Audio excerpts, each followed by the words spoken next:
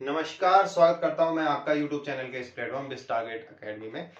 और हमने जो सीरीज शुरू की है उसको आगे बढ़ाते हुए आज हम परीक्षा वाणी का पहला चैप्टर जो कि है उत्तराखंड प्रशासन, वहां से हम शुरू करेंगे। इस पहले चैप्टर का नाम है उत्तराखंड का प्रशासन।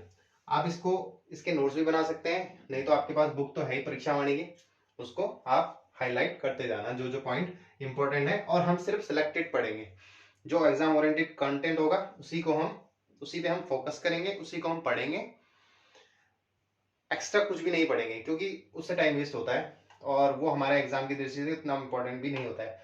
और सबसे इंपॉर्टेंट चीज कि हमें स्मार्ट स्टडी करनी है। अगर हम स्मार्ट स्टडी करेंगे तो ही हम जल्दी से सिलेबस भी कवर करेंगे और अपना रिवीजन भी कवर करेंगे और उसके प्रैक्टिस सेट भी लगाएंगे। देखिए, सिलेबस हमने कंप्लीट किया होगा मैं जानता हूँ, लेकिन रिवीजन उतना ही अच्छा होना चाहिए आपका। और उसमें आपका वो चीज कंठस्थ याद होनी चाहिए जो एग्जाम में आती है, उसमें कंफ्यूजन नहीं होना चाहिए। जब एग्जाम में क्वेश्चंस आए तो उसमें कंफ्यूजन नहीं होना चाहिए हमको। तो आइए ऐसे ही हम स्टार्ट करते हैं, इसी लक्ष्य को लेकर कि हमें चीजें कंठस्थ याद करनी है और उनको मैं आपको याद करने में भी मदद करूंगा। सबसे पहला पॉइंट कि उत्तराखंड का गठन कब होता है। उत्तराखंड का गठन होता है 9 नवंबर 2000 को। ठीक है, 9 नवंबर 2000 को उत्तराखंड का गठन 27वां राज्य। ठीक है, गणतंत्र का 27वां राज्य। पहला पॉइंट क्लियर। दूसरा पॉइंट कि हिमालय की दृष्टि से कितना राज्य है, 11वां। ठीक है, हिमालय की दृष्टि से कौन सा राज्य है, 11वां। दूसरा पॉइंट क्लियर। अब बात करते हैं इसके चिन्हों की। ठीक है, और हाँ, 1 जनवरी 2007 को इसका नाम बदल के उत्तरांचल से उत्तराखंड हो जाता है। ठीक है, तीसरा पॉइंट क्लियर। सिर्फ एग्जाम ओरिएंटेड पढ़ेंगे हम, जो हमारे इंपॉर्टेंट है। उसके बाद अब इसके राज्य चिन्ह की बात करते हैं। ठीक है, अब राज्य चिन्ह में कौन कौन से हैं देखो। एक तो राज्य चिन्ह, फिर राज्य पशु, फिर राज्य पक्षी, राज्य वृक्ष, राज्य। ठीक है, ये सब 4-5 पॉइंट हम देख लेते हैं।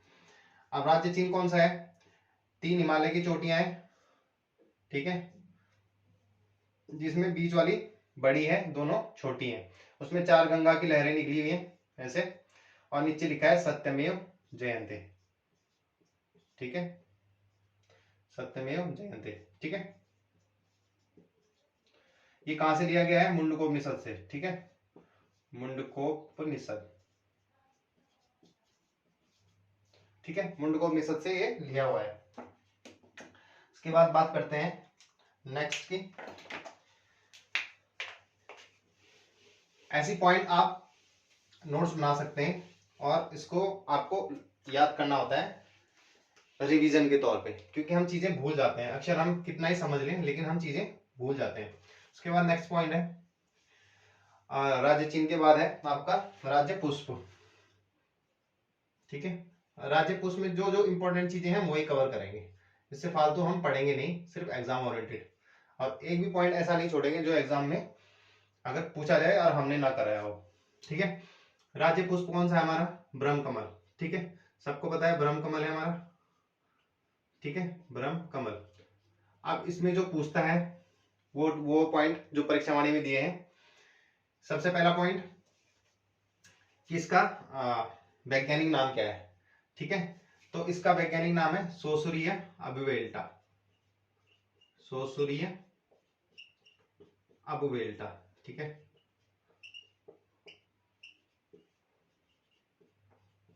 सोसुरिया अबुवेल्टा। ठीक है, दूसरा, ये कितनी हाइट में पाया जाता है, ये ज्यादातर बृहद हिमालय में पाया जाता है, ऊंची जगह में। ठीक है, 4500 से 6000 मीटर की ऊंचाई में। ठीक है, 6000 मीटर की ऊंचाई में। ठीक है, नेक्स्ट पॉइंट है कि जो ये फूल होता है ब्रह्म कमल, ठीक है, इसकी कितनी प्रजातियां हैं। तो इसकी टोटल भारत में 24 प्रजातियां हैं और विश्व में है इसकी 210 प्रजाति। ठीक है, ये ध्यान रखना। और ये कौन से कुल का पौधा है, ये लिख लेते हैं, ये एस टेरसी। एस्टेरेसी कुल का पौधा है, ठीक है। उसके बाद नेक्स्ट इसको महाभारत में क्या कहा है? सौगंधित पुष्प, सौगंधित पुष्प, ठीक है। महाभारत में इसको कहा गया सौगंधित पुष्प, और इसका स्थानीय नाम है कौलपदम, ठीक है, कौलपदम, ठीक है। ये 4-5 पॉइंट है जो इंपॉर्टेंट है एग्जाम की दृष्टि से, वो हमने देख लिए। अब बात करते हैं नेक्स्ट की, ठीक है। आपको यही पढ़ना है, इससे एक्स्ट्रा कुछ नहीं पढ़ना है इसमें, ठीक है। ये सब परीक्षा वाणी में दिया हुआ है और मैं परीक्षा वाणी से ही आपको इस चीजों को कवर करा रहा हूं, ठीक है। तो आप देख लीजिए। उसके बाद नेक्स्ट है आपका राज्य पक्षी। राज्य पक्षी, राज्य पक्षी आप सबको पता है कौन है? मोनाल, ठीक है। राज्य पक्षी, राज्य पक्षी है हमारा मोनाल, ठीक है। मोनाल, इसको हिमालयन मयूर भी कहते हैं, हिमालयन मयूर। सबसे पहले देख लेते हैं कि ये कहाँ, इसका वैज्ञानिक नाम क्या है? इसका वैज्ञानिक नाम है लोफोफोरस इम्पिजेनस, लोफोफोरस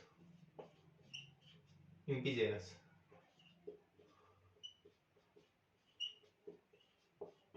ठीक है, लोफोफोरस इम्पिजेनस।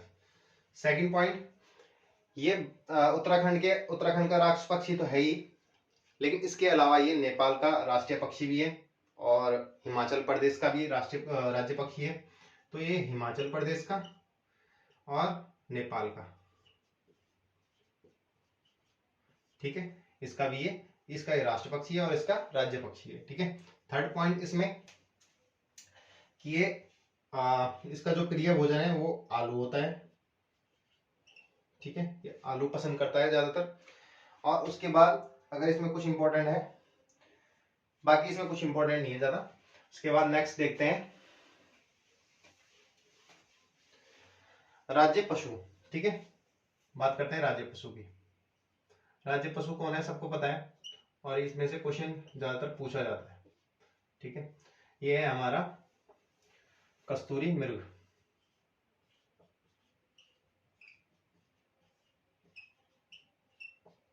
कस्तूरी मृग, ठीक है, कस्तूरी मृग, और इसको हिमालयन मस्क डियर भी बोलते हैं, ठीक है, मस्क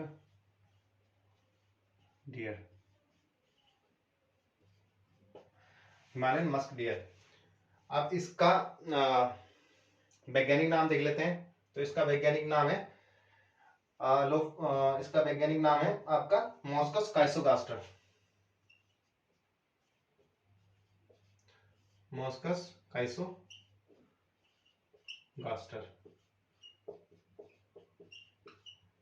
ये इसका वैज्ञानिक नाम है मॉस्कस काइसोगास्टर। और इसमें जो नर मृग होता है, ठीक है, नर, ठीक है, नर मृग क्या होता है? इससे क्या निकलती है? 30 से 45 ग्राम आपकी कस्तूरी निकलती है, ठीक है, कस्तूरी पाई जाती है, ठीक है। 6 माह की इसकी गर्भधारण क्षमता होती है,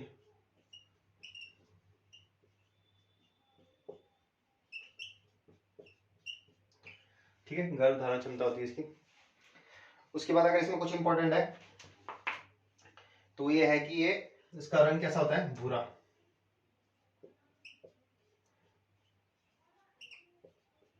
अब ठीक है, रंग भूरा होता है, इससे कस्तूरी मिलती है।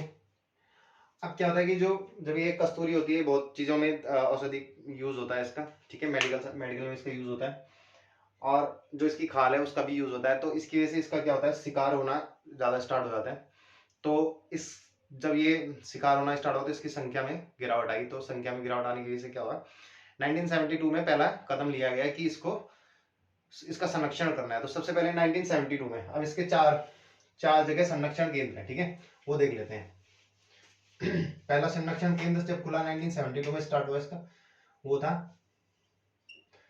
1972, दूसरा 1977, दूसरा खुला इसका 1977, फिर 1982 और चौथा 1986, ठीक है, यहाँ से क्वेश्चन आता है और कई बार पूछा जाता है, जो एग्जाम ओरिएंटेड है। यहाँ से पूछा जाएगा, ये 1972 में केदारनाथ वन्य जीव विहार,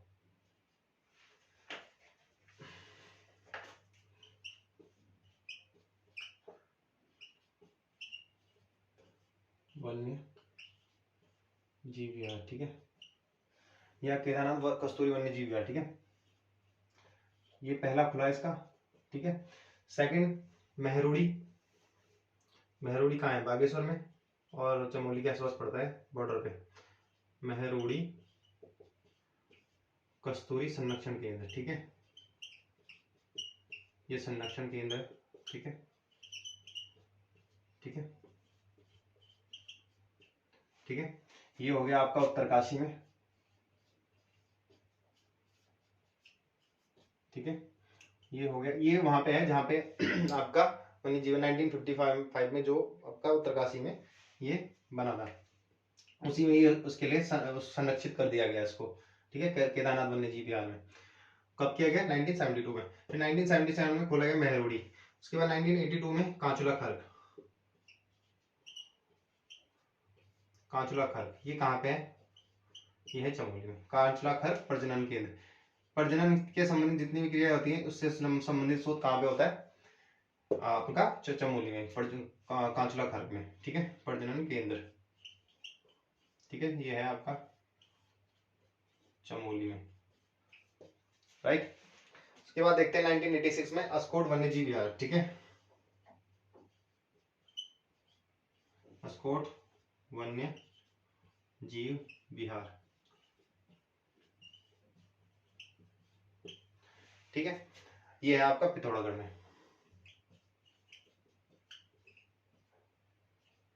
पिथौरागढ़, ठीक है। अब ये चार चीजें हैं, इन्हीं से क्वेश्चन पूछता है वो।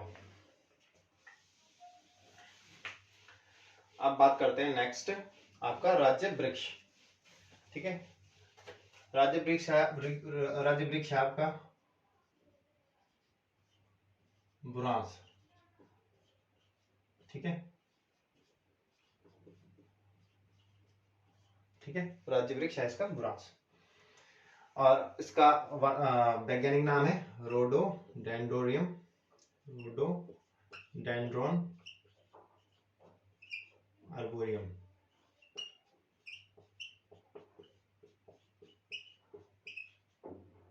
ठीक है, रोडोडेंड्रॉन आर्बोरियम।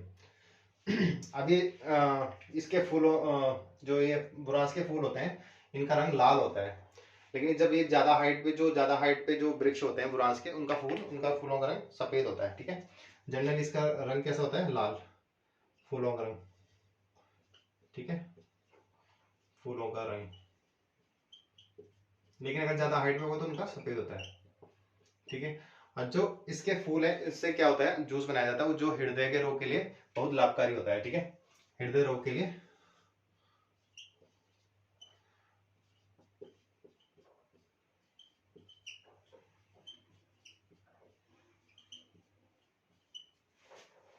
लाभकारी होता है, ठीक है।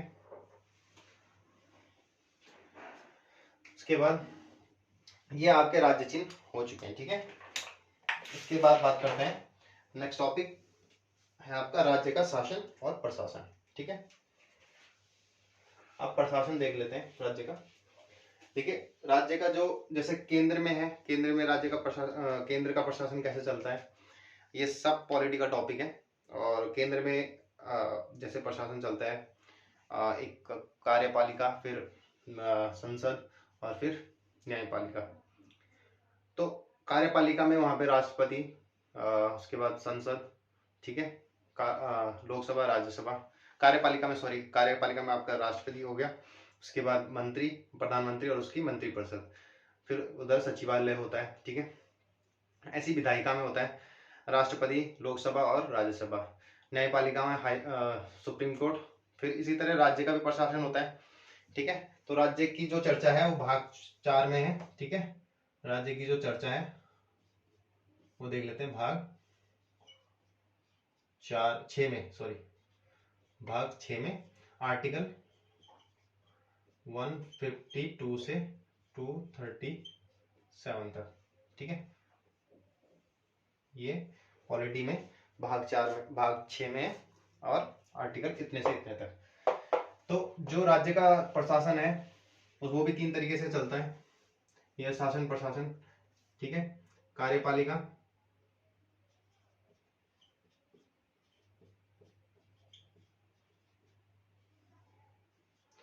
फिर विधायिका,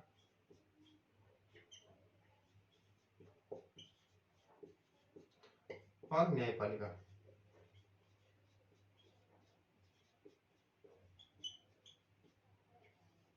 ठीक है। 3 तरीके से। पहला टॉपिक पहले देख लेते हैं कार्यपालिका। कार्यपालिका कैसे काम करती है। अब ये कार्यपालिका है, अब राज्य का प्रशासन कैसे चलता है। राज्य के प्रशासन में सबसे पहला पॉइंट आता है राज्यपाल का, ठीक है। आर्टिकल 152, ठीक है। उसके बाद उसकी मंत्री, सीएम, मुख्यमंत्री, और उसकी मंत्रिपरिषद,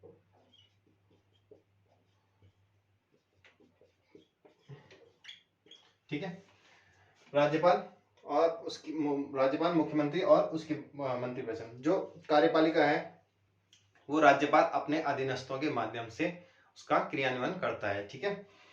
तो मुख्यमंत्री, अब इलेक्शन होता है, ठीक है। सपोज अपने उत्तराखंड में 70 सीटें हैं, ठीक है। 5 साल के लिए चुनी जाती है सरकार। 5 साल के लिए चुनी जाने के बाद जो भी पार्टी बहुमत में आती है, जैसे इस बार बीजेपी आई, ठीक है, 47 सीटें, कांग्रेस 19 एंड अदर लगभग 14, जो जितनी भी होंगी, ठीक है, लगभग 70 सीटें। अब जो भी पार्टी बहुमत में आती है वो अपनी सरकार बनाती है। सरकार में मुखिया होता है सीएम, ठीक है। उसकी नियुक्ति करता है राज्यपाल, ठीक है। मुख्यमंत्री अपनी मंत्रिपरिषद बनाता है, ठीक है, चुनता है उनमें से मंत्री, जितने भी विधायक होंगे उस टोटल, उनमें से उसके 15% क्या होता है, मंत्री। यानी उत्तराखंड में फिलहाल 12 मंत्री हैं, ठीक है। जैसे स्वास्थ्य मंत्री, परिवहन मंत्री, ठीक है, खेल मंत्री, इस टाइप से 12 मंत्री बनाते हैं।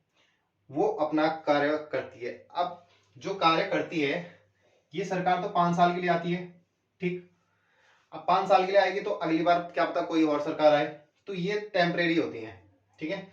अब इनका जो मेन काम जो करता है वो करता है आपका, इसके बाद राज्यपाल हो गया, ठीक है। इधर देख लेते हैं, इधर लिख लेता हूं मैं, राज्यपाल, मुख्यमंत्री, ये बात कर रहे हैं कार्यपालिका की, ठीक है, कार्यपालिका समझ रहे हैं। उसके बाद उसकी मंत्रिपरिषद, ठीक है, मंत्रिपरिषद। तो ये टेम्परेरी होता है। इसके लिए हम क्या करते हैं, एक परमानेंट जो होता है हमारे पास, उसको बोलते हैं सचिवालय, जो नीति निर्माण का कार्य करता है, सचिवालय। मेन लोग यही होते हैं जो राज्य को चलाते हैं, सही सही मायने में। ये लोग नीति निर्माण करते हैं, बस इनको भोंकते हैं ये लोग अपने मुंह से। तो जो नीति निर्माण का कार्य होता है, जो सिर्फ डेवलपमेंट, हमारा राज्य कैसे आगे बढ़ेगा, उसमें कैसे इन्वेस्टमेंट आएगा, कैसे हमारा बजट में इंक्रीज होगा हर साल, तो वो लोग बनाते हैं, ये लोग सचिवालय, ये नीति निर्माण का कार्य करते हैं, ठीक है, नीति निर्माण का, इससे रिलेटेड जितने भी काम होते हैं। अब ये लोग कौन होते हैं, आपको पता है, सबसे बड़ा एग्जाम यूपीएससी कंडक्ट कराता है, वो है आईएएस के लिए। तो ये आईएएस कैडर के लोग होते हैं जो यहाँ पे पोस्टेड होते हैं, ठीक है। पहले ये डीएम बनते हैं, डीएम के बाद ये बाकी सचिव वगैरह बनते हैं। तो मुख्यमंत्री का जो पद होता है सीएम, उसी के सापेक्ष जो पद होता है राज्य सचिव का होता है, ठीक है, स्टेट कैबिनेट का राज्य सचिव, जो अभी फिलहाल है एसएस संधू, ठीक है, जो सबसे बड़े होते हैं सचिवालय में। उसके बाद बाकी नीचे की पोस्टिंग होती रहती है। तो इस तरह से सचिवालय काम करता है, ठीक है। अब बात करते हैं विधायिका की। ये हमारी कार्यपालिका होगी, सचिवालय हो गया। अच्छा, सचिवालय के बाद जो सचिवालय हो गया वो कैसे काम करता है, ये नीति निर्माण, लेकिन जो नीतियां बनाई उसको भी तो कोई क्रियान्वित करेगा ग्राउंड लेवल पे। फिर धीरे धीरे करके क्या होता है, विभाग, कार्यकारी विभाग, कार्यकारी विभाग। अब इसको समझते हैं, सचिवालय के नीचे जो इनकी नीतियों को इम्प्लीमेंट करते हैं। अब कार्यकारी विभाग में जैसे बहुत सारे विभाग हो गए,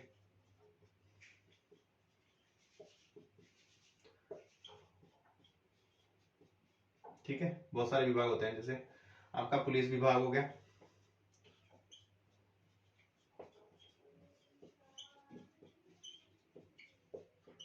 पुलिस विभाग हो गया, राजस्व विभाग हो गया,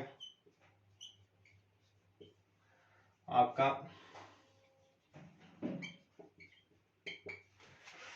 सिंचाई विभाग हो गया, और आपका विकास विभाग हो गया, ठीक है। अब पुलिस विभाग में आपको बताया सबसे बड़ा डीजीपी, ठीक है, ग्राउंड लेवल पे कांस्टेबल, ऐसे तो कार्य होता है।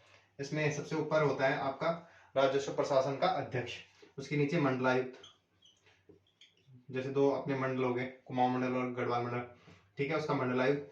फिर नीचे करके ऐसे करके डीएम, फिर एसडीएम, फिर तहसीलदार, फिर अपना राजस्व निरीक्षक, और सबसे नीचे होता है लेखपाल, पटवारी, ठीक है, जिनके हम एग्जाम की तैयारी करते हैं। ये यहाँ पे अभी कांस्टेबल का एग्जाम हुआ, यहाँ पे पटवारी का एग्जाम हुआ, ठीक है। अब ऐसी सिंचाई विभाग में भी होते हैं, ऐसी विकास विभाग में भी होते हैं, जिला स्तर, राज्य स्तर पर, ठीक है, और फिर जिला स्तर पर जो होता है डीडीओ, फिर बीडीओ, ब्लॉक स्तर पर बीडीओ, ठीक है, फिर ऐसे वीडीओ, विलेज डेवलपमेंट ऑफिसर, जिसकी हम तैयारी कर रहे हैं, ठीक है। तो हम सबसे नीचे के ग्रुप सी वालों की तैयारी कर रहे हैं, ठीक है। यहीं से कार्यपालिका ऊपर को बढ़ती है, ठीक है। फिर यहाँ से बीडीओ बन गया, डीडीओ जो इस लाइन में है वो, इसमें पटवारी, फिर राजस्व निरीक्षक, फिर तहसीलदार, फिर एसडीएम, डीएम, ठीक है। फिर इधर ऐसी कांस्टेबल, पुलिस विभाग में एसआई, ठीक है, ऐसे करके। तो ये हो गया हमारा कार्यपालिका का एक ढांचा, ठीक है। उसके बाद बात करते हैं विधायिका,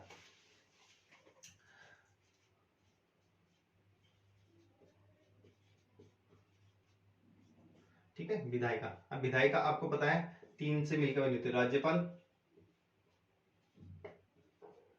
और विधानमंडल,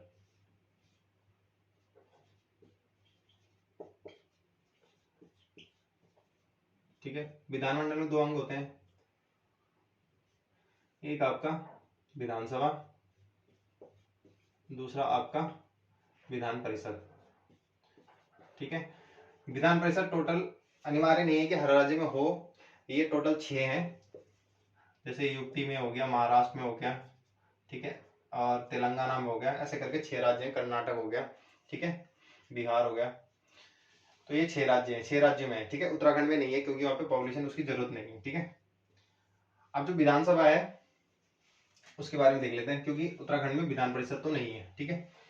अब विधानसभा में क्या होता है, 70 सीटें हैं हमारे पास, ठीक है। बीजेपी अपना 47 लेके आ गई, कांग्रेस अपना 19 और अदर्स 14, ठीक है। जब भी कोई कानून बनेगा, अब एक चीज और देख लेते हैं, हर साल अब जब पार्टी बन जाती है तो हर साल 3 सत्र होते हैं, ठीक है। बजट, मॉनसून और शीत। अभी जो सत्र गया वो बजट सत्र था। बजट सत्र में आपको बताइए कि पूरे साल भर जितनी कमाई करी हम उसको कैसे इम्प्लीमेंट करेंगे, जितना हमारे पास पैसा आया है, जितना भी हम, जैसे 63,000 64,000 के करोड़ के आसपास हमारा बजट था अभी, तो उसके हिसाब से बजट सत्र में वो डिस्कस होता है कि ये पैसा लगाना कैसे, इसको इन्वेस्ट कैसे करना है, कहाँ कहाँ देना है, कितनी योजनाओं में देना है, कितना पैसा गौरा योजना में देना है, कितना वात्सल्य में देना है, कितना अपने इंफ्रास्ट्रक्चर के लिए देना है। तो ये सब चीजें हम बजट में डिस्कस करते हैं। फिर मानसून सत्र हो गया, फिर शीत सत्र, 3 सत्र होते हैं। इन दोनों के बीच में 6 महीने से ज्यादा का गैप नहीं होना चाहिए, ठीक है। इतना समझ में आया। अब 6 महीने के ज्यादा गैप नहीं होना चाहिए। अब जब कोई भी, हमें विधायिका का काम क्या होता है, राज्य के लिए कानून बनाना। अब जब राज्य के लिए कानून बनाएंगे तो बनता कैसे है, वो बनता है जिनको हम चुन के भेजते हैं, विधायक, ठीक है। हमने अपने प्रतिनिधि चुन के भेजे हैं वहां पे, तो वो जाके हमारा कानून बनाएंगे, ठीक है। अब अभी जो कानून आया था, ये आया था आपका नकल विरोधी कानून। अब नकल विरोधी कानून में के लिए उन्होंने क्या करा होगा, वोटिंग की होगी, ठीक है। टोटल के 17 कैंडिडेट ने, सॉरी विधायकों ने, एमएलए ने वोटिंग की होगी, ठीक है। अब जैसे ये पास करने के लिए हमको कितना चाहिए होता है, 2/3 बहुमत, यानी कि 70 गुणा 2/3, 70 40 140/3, ठीक है। 3 चौको 12, 2 3 7 लगभग 47 वोट चाहिए होते हैं इसको बिल को पास करने के लिए। जब बिल पास हो जाता है तो उस पे वो एक्ट नहीं बनता है, वो एक्ट तब बनेगा जब उस पे राज्यपाल के साइन होंगे, ठीक है। जैसे ही राज्यपाल उस पे साइन कर देगा वो एक्ट बन जाएगा। ये पॉलिटी का टॉपिक है, ये बस मैंने आपको समझाने के लिए यहाँ पे बताया है, ठीक है। तो ये विधायिका का काम हो गया। उसके बाद बात करते हैं अपना न्यायपालिका। जितने भी मुद्दे हैं न्याय से रिलेटेड वो कौन करता है, न्यायपालिका। न्यायपालिका हमारा कहाँ है, हाईकोर्ट हमारी कहाँ है, नैनीताल में। 20वें नंबर की है, ठीक है। और इसको बनाया, इस बिल्डिंग को बनाया था मैकडोनाल्ड ने, मैकडोनाल्ड, ठीक है। मैकडोनाल्ड, सब ये परीक्षावाणी में है, ठीक है। मैकडोनाल्ड ने बनाया था। इससे पहले इसका यूज कई सरकारी कामों के लिए किया गया था, ठीक है। तो ये हमने मोटा मोटा समझा राज्य का प्रशासन, ठीक है। अब विधानसभा में जब हमारी अंतरिम सरकार बनी थी, अब देख लेते हैं जब हमारा गठन हुआ था 9 नवंबर 2000 को, तो उस टाइम उत्तराखंड यूपी में था, ठीक है। यूपी में था और वहां से अलग हुआ, ठीक है। तो यूपी में तो आपको पता है विधानसभा भी है, विधान परिषद भी है। तो उस टाइम यूपी में थी 22 सीटें विधानसभा की और 9 सीटें विधान परिषद की, टोटल 31 थी। लेकिन जब अंतरिम सरकार का गठन हो रहा था, ठीक है, अंतरिम सरकार का गठन हो रहा था, तब एक जो विधान परिषद का जो एक मेंबर था वो, उसका कार्यकाल खत्म हो गया था। तो जो अंतरिम सरकार बनी थी वो बनी थी 30 सदस्यों से, और इसमें जो बहुमत था वो था 22 सदस्यों का। वो किसके थे, बीजेपी के, 23 सदस्यों का, आई थिंक 23 बीजेपी के थे। तो सरकार बनी थी बीजेपी की, ठीक है। बीजेपी में किसकी सरकार बनी थी, उसका मुख्यमंत्री नित्यानंद स्वामी, अंतरिम सरकार के मुख्यमंत्री, किससे, बीजेपी से, ठीक है।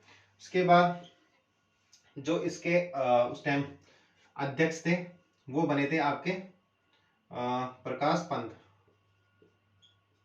ठीक है। ये अंतरिम सरकार के थे, ठीक है, प्रकाश पंत। उस टाइम तो जो राज्यपाल थे वो थे आपके सुरजीत सिंह बरनाला, सुरजीत सिंह बरनाला, ठीक है।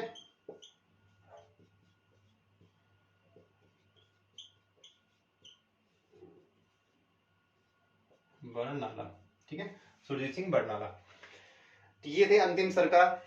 उसके बाद चुनाव, सॉरी उसके बाद, लेकिन एक साल के बाद 2000 में बनते हैं, लेकिन 2001 में ही ये इस्तीफा दे देते हैं और 2001 में बनते हैं आपके भगत सिंह कोश्यारी, ठीक है। ये देख लिया हमने अंतिम सरकार। जितने भी इंपॉर्टेंट पॉइंट है हमने यहाँ पे नोट कर लिए, ठीक है। इसी से क्वेश्चन आया था अभी कि लास्ट में अंतिम सरकार में कितने मेंबर थे, 30, ठीक है, ये पूछा गया था।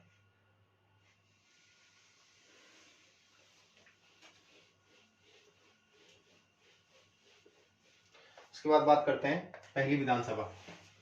अभी तक टोटल कितनी विधानसभाएं होगी, देखो 2000 में पहला इलेक्शन हुआ था, 2002 में, 2002 से 2007, 2007 से 2012, 2012 से 17, फर्स्ट, सेकेंड, थर्ड और फोर्थ, 2017 से 22 और पांचवी होगी 2022 से 27, जो अभी की है करंट गवर्नमेंट। अब बात कर लेते हैं इनकी जो पहली सरकार बनी वो बनी कांग्रेस की, ठीक है। यहाँ पे बीजेपी को हटा के कांग्रेस सत्ता में आई और इसके जो मुख्यमंत्री बने वो बने नारायण दत्त तिवारी। नारायण दत्त तिवारी।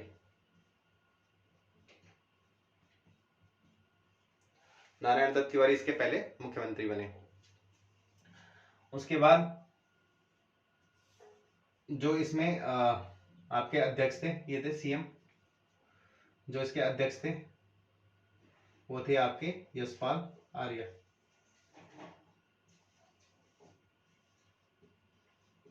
ठीक है, यशपाल आर्य। और इस टाइम जो आपके राज्यपाल थे मैंने बता दिया, सुरजीत सिंह बरनाला। ठीक है, इसके बाद ये हो गया। उसके बाद जो यहाँ पे परसेंटेज था वोटिंग का वो था 54%। ठीक है, 54.4% यहाँ पे वोटिंग हुई थी। अच्छा, उसके बाद इसमें कुछ इंपॉर्टेंट है तो ज्यादा इंपॉर्टेंट नहीं है, बस इसमें 4 महिलाएं जीती थी उस टाइम। ठीक है, विधायक के पद पे रही थी। ठीक है, अब बात करते हैं 2007 से 12 की। ठीक है, 2007 से 12 की। ठीक है, पहला पॉइंट, जो इसमें मुख्यमंत्री बने भुवन चंद्र, यहाँ पे आप सरकार आती है बीजेपी की, भुवन चंद्र खंडूरी।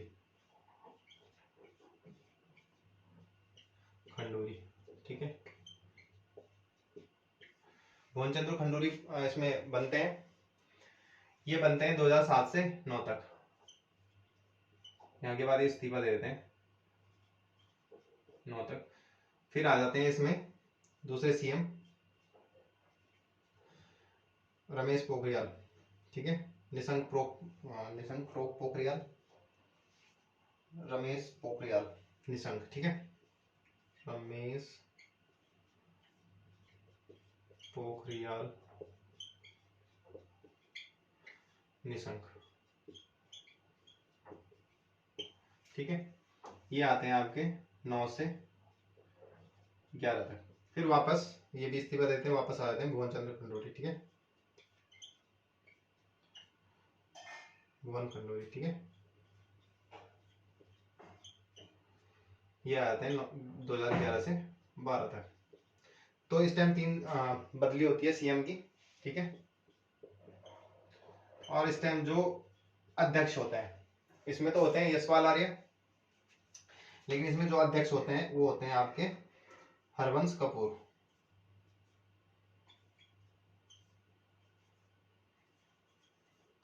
ठीक है, हरवंश कपूर। और उसके बाद इस टाइम जो राज्यपाल होते हैं वो सुरजीत सिंह बरनाला, सुदर्शन अग्रवाल, सॉरी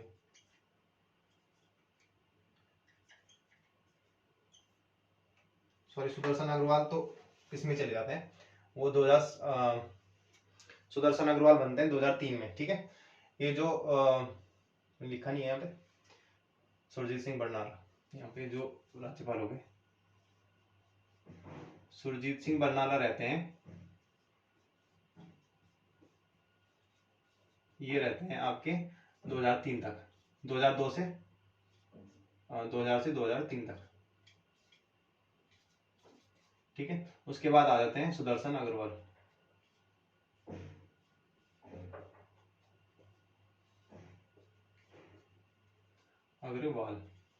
ये रहते हैं 2003 से 7 तक। ठीक है, 2003 से 2007 तक। ठीक है, उसके बाद नेक्स्ट देखते हैं तृतीय विधानसभा।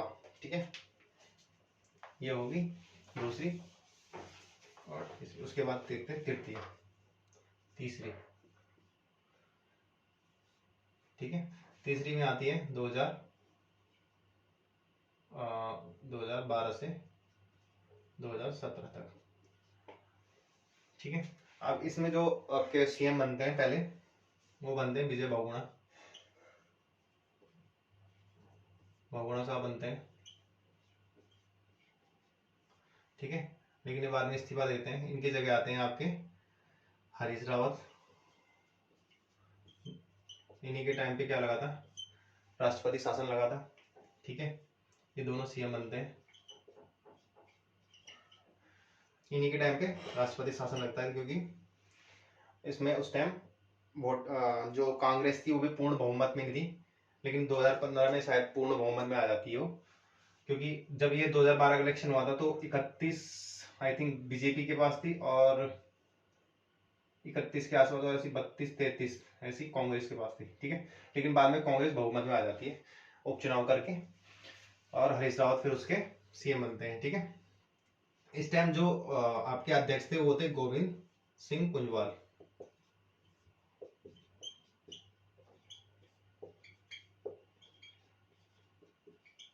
गोविंद सिंह कुंजवाल, ठीक है, ये थे इस टाइम अध्यक्ष। इसके बाद इसमें अगर कोई इंपॉर्टेंट पॉइंट है वो देख लेते हैं।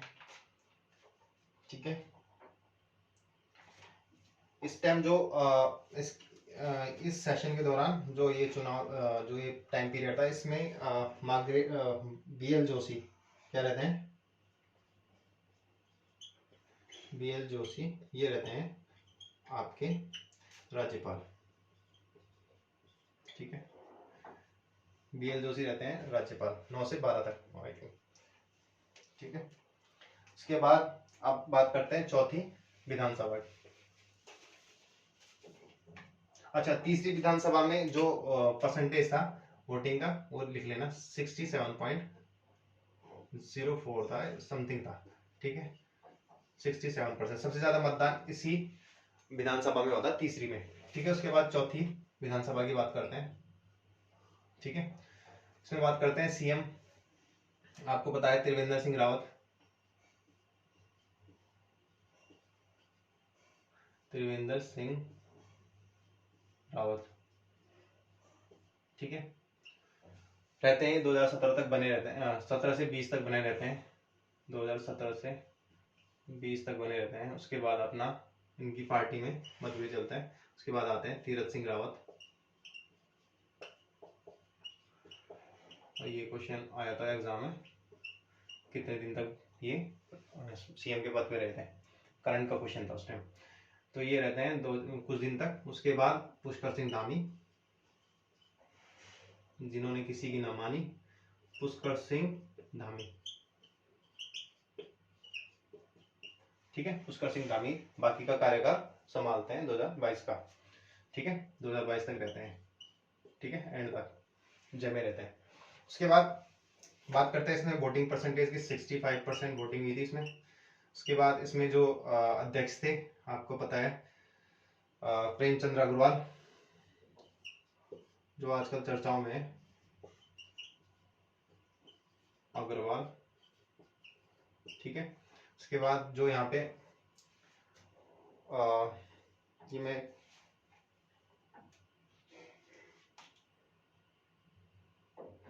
ठीक है, मार्गरेट अल्वा राज्यपाल रहते हैं इस टाइम पीरियड में।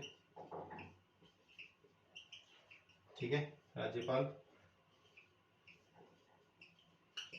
ठीक है, तो ये हो गया चौथा। बाकी पांचवा देख लेते हैं।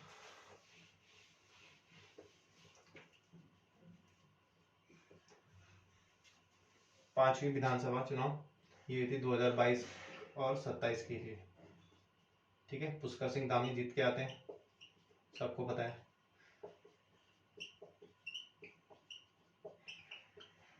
ठीक है, पुष्कर सिंह धामी। उसके बाद यहाँ पे बनती है अध्यक्ष रितु खंडूरी, रितु खंडूरी। ठीक है, उसके बाद यहाँ पे अभी राज्यपाल जो है वो मनदीप सिंह है। ठीक है, मनदीप सिंह है, देख लूंगा मनदीप। और उसके बाद ज्यादा इंपॉर्टेंट कुछ नहीं है। ठीक है, तो ये हमने शासन प्रशासन सारा पढ़ा अभी तक का। और जो इसका स्थायी प्रशासन है ये मैं अलग से पढ़ा दूंगा आपको टॉपिक, क्योंकि इसको मुझे डिटेल में पढ़ाना है, ये उसमें भी है आपका। ये आपका भी अलग से टॉपिक भी है, तो इसको हम दोनों को कवर करेंगे एक साथ। शासन प्रशासन, सॉरी स्थानीय प्रशासन, और उसके संबंधित जो जो ग्रामीण लेवल पे हम देखेंगे इसको कि स्थानीय प्रशासन कैसे आया, फिर उसके बेस पे कौन कौन सी योजनाएं लागू की, उसमें हम योजनाएं भी एक साथ कवर कर लेंगे। ठीक है, जैसे अभी ये आई थी कि ग्रामीण स्वरोजगार योजना, भूमिहीन योजना, तो ये उसी में हम कवर कर लेंगे सारी योजनाएं एक साथ। और जब से स्थानीय प्रशासन यानी 1952 से लेके जब से वो स्टार्ट हुआ था सामुदायिक विकास कार्यक्रम, फिर बलवंत राय मेहता समिति, उसके अंदर जो जो योजनाएं चलाएगी, ठीक है, उसी टाइम पीरियड में वो देखेंगे हम 1982 के दौरान। ठीक है, अभी तक 2022 तक 23 तक जो जो योजनाएं आएंगी, अभी उज्ज्वला योजना, स्मार्ट सिटी योजना, ये सब सब हम उसमें कवर कर लेंगे एक टॉपिक में। ठीक है, वो मैं अलग से वीडियो लेके आऊंगा। तब तक के लिए धन्यवाद, जय हिंद।